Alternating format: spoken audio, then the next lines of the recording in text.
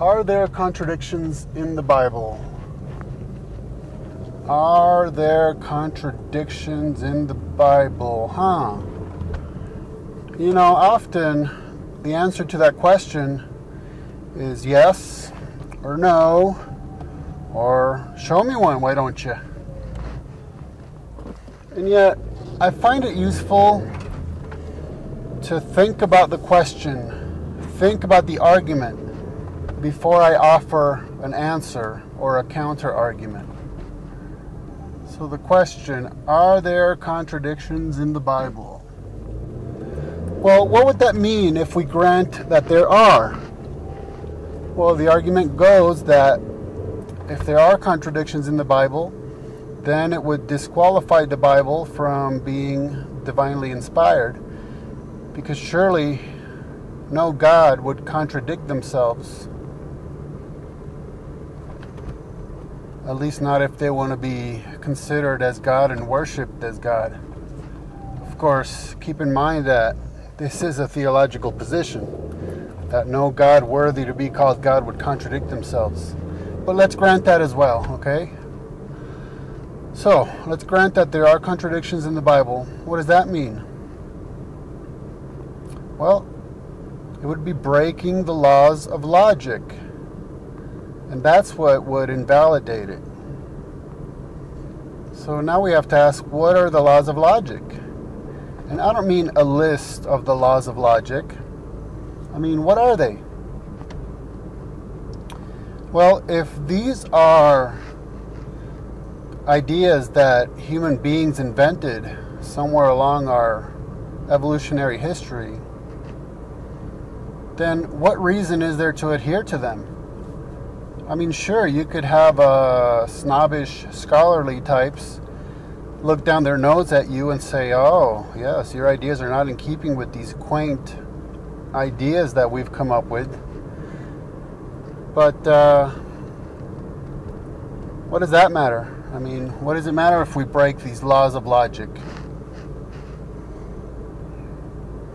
Don't Eastern traditions take pride, as it were, in breaking the laws of logic? It is not either or, but both and.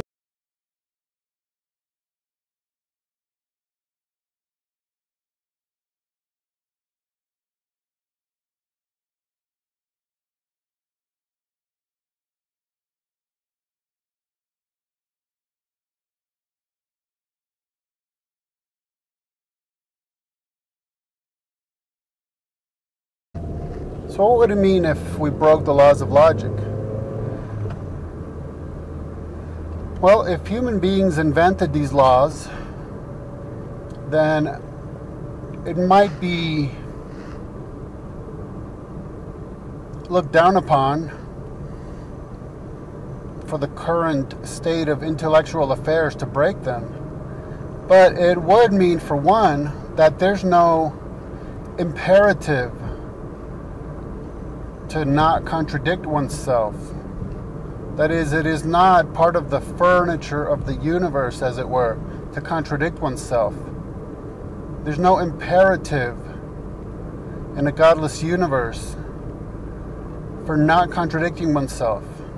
Because, see, a contradiction would mean that either one or another statement are inaccurate. Inaccurate in that they do not reflect the truth of the matter. But there's no imperative in a godless universe or a God-free universe to seek truth. Now, it may be advantageous in certain circumstances, because one could most certainly employ ascertaining empirical truths as a Darwinian survival mechanism. But of course, one could live completely deluded and still survive. That would be a form of Darwinian survival mechanism. In fact, that was basically Freud's concept of religion, something that human beings invented in order to have a consoling delusion, right? So according to Freud, one could very well survive whilst basing one's worldview upon a delusion. So already we're being asked to adhere to many things that are not imperative, but are just being foisted upon us, demanded upon us, due to some kind of current intellectual, scholarly, academic craze, right? Maybe a fad, who knows? Maybe in the future of evolution, such things will be seen as irrelevant, ascertaining empirical truths, not contradicting oneself, what have you. Now, if human beings invented the laws of logic, then does that mean that before human beings evolved to the point where our haphazardly evolved brain could fire and could experience biochemical reactions in such a sequence that resulted in the laws of logic? Before that happened, could it have been that the universe both existed and also did not exist at the same time and in the same relation? A sort of ginormous Schrodinger's box, I suppose. I mean, is that really what we're getting at? Well, it would seem that the laws of logic are merely what we refer to as our description of observations. After all, we do not discover the laws of logic through our senses. We cannot touch them, we cannot taste them, we cannot hear them unless someone's speaking them, and we cannot see them unless someone writes them. And when they're speaking them and writing them, they are merely expressing observation. Well, observation of what? Observation of the manner in which the universe functions. So, if we can reasonably, it seems to me, conclude that there was never a time when the universe could have existed and also not have existed at the same time and in the same relation, then it would seem reasonable to further conclude that the laws of logic are eternal. Let us consider, for example, the law of non-contradiction, which is the one I brought up about the universe. A cannot be both A and non-A at the same time and in the same relation. Now, could that law ever change? Could it ever be that something could both be something and not be something at the same time and in the same relation? We have no such experience that that could ever possibly happen.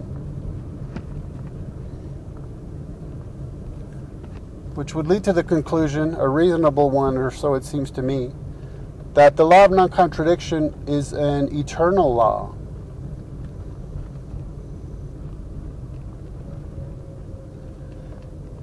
Since the laws of logic are not discovered through our senses,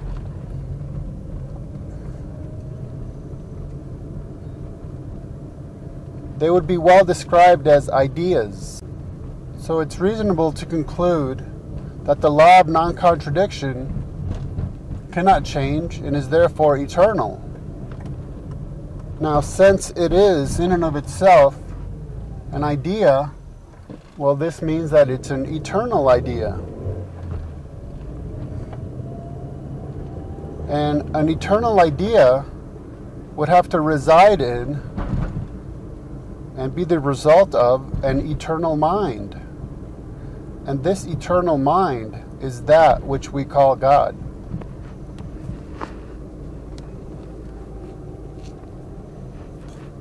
So as per usual, when people attempt to discredit the Bible by appealing to the laws of logic, such as the law of non-contradiction, they are borrowing from the Judeo-Christian worldview. They are borrowing from the biblical worldview theology.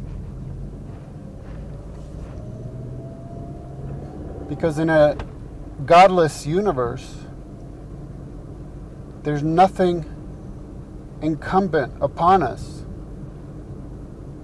to not contradict ourselves or to even ascertain empirical truth. Like I said, it might be a current intellectual fad, but as evolution progresses, who's to say that it'll remain as such? And who's to care anyway if it's the current intellectual fad?